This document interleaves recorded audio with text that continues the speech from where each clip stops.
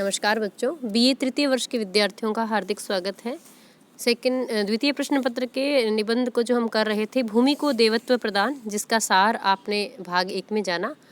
इसमें हम जानेंगे कि इस निबंध का मूल संदेश क्या है, लेखक कहना क्या चाहता है, वो हमें समाज को, देश को, लोगों को क्या संदेश देना चाहता है।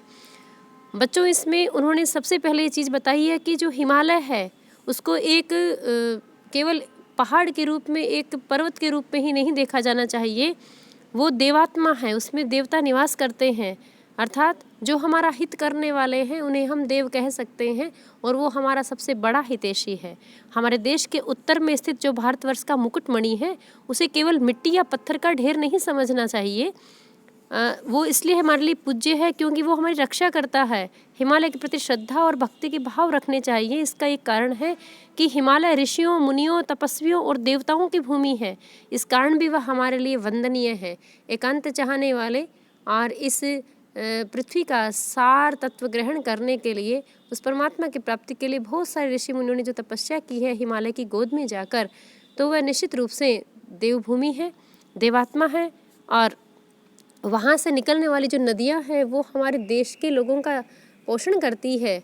इसलिए निश्चित रूप से हिमालय जो है केवल एक पहाड़ के रूप में नहीं देखा जाना चाहिए। प्रकृति के प्रति हमारा एक आत्मीयता से परिपूर्ण संबंध स्थापित होना चाहिए।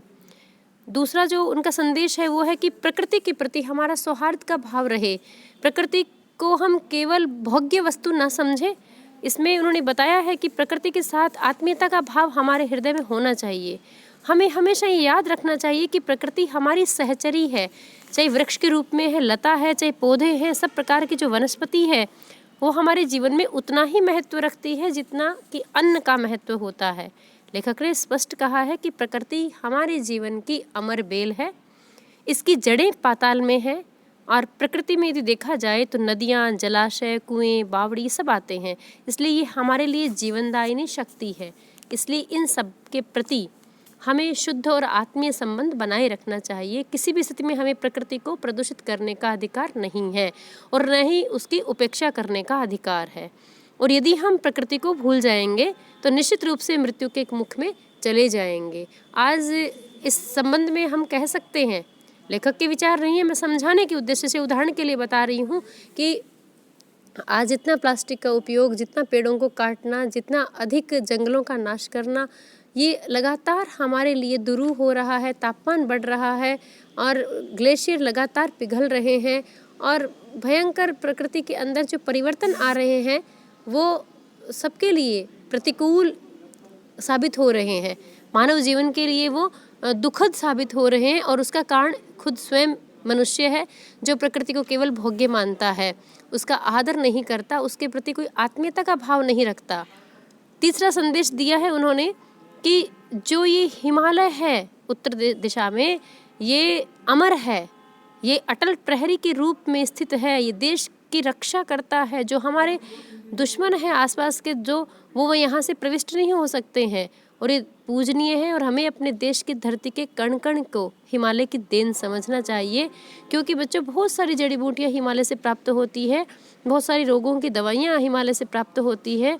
तो हिमालय की पूजा प्राचीन ग्रंथों में की गई है और इसकी पूजा से हमें शक्ति, धन, बल, अग्नि प्राप्त होती है। ये हिमालय से प्राप्त होने वाली चीज़ें हमारे जीवन की बहुत अनिवार्यताएं हैं।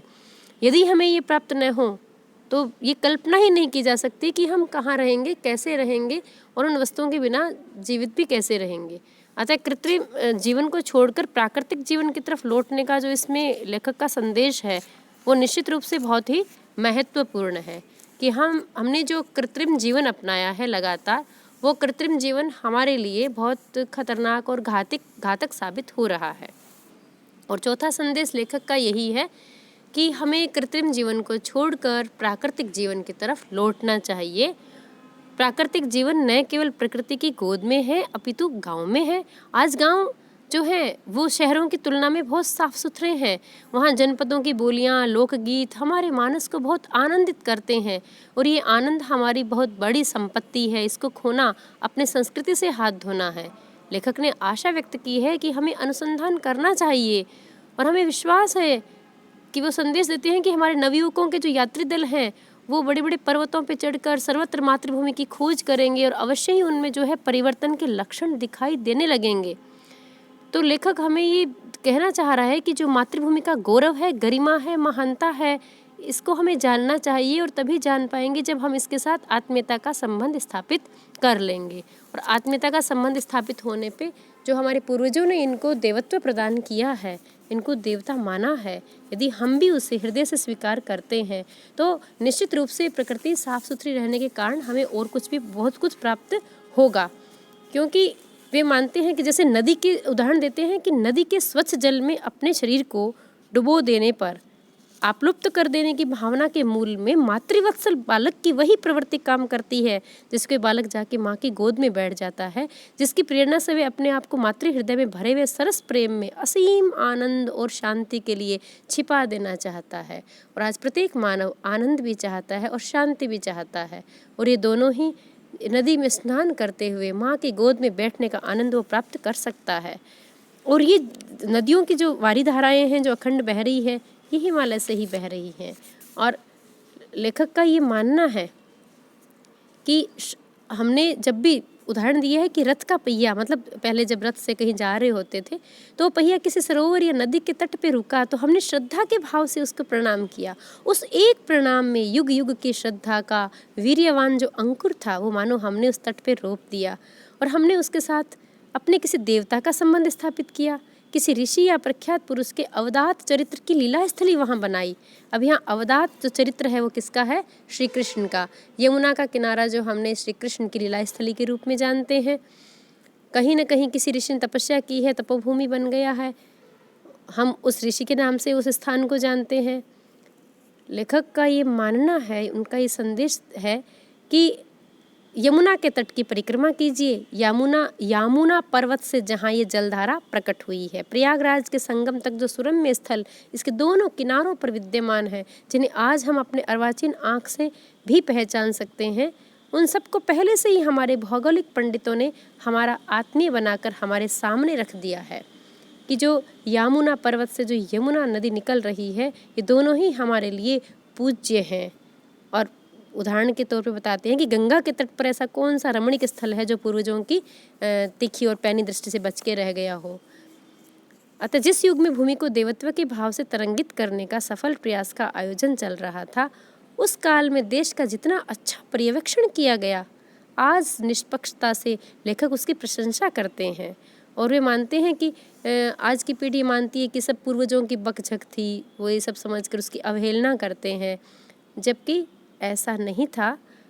वे सच्चे अर्थों में मातृभूमि का पुत्र अपने आप को हम समझ सकें, समझाने का प्रयास था, क्योंकि प्रत्येक वृक्ष और वनस्पति हमारा सहोदर बनकर हमको अपना संदेश सुनने के लिए विवश कर रहा है।